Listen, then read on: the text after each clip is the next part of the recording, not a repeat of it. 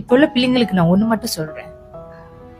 No matter how hard was your life, no matter how hard is your life, and no matter how much you are going through now, but if you feel that person is not for you, don't take a single second to live that life and move on.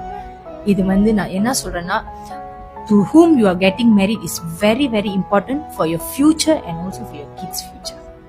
நம்ம யாரை நம்ம தேர்ந்து எடுக்கிறோமோ அது ரொம்ப ரொம்ப ரொம்ப முக்கியம். உங்களோட ஸ்பிளிட் செகண்ட்ல உங்க லைஃபே மாறும்.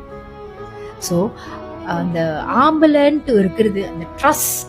இப்ப அவரு இப்ப போன் அடிக்கும் போது நான் சொன்னேன், ஏன் ஐ கால் யூ பேக் லேட் அப்படி, ஓகே ஓகே ஓகே அப்படின்னு சொல்லிட்டு போன் வச்சாங்க.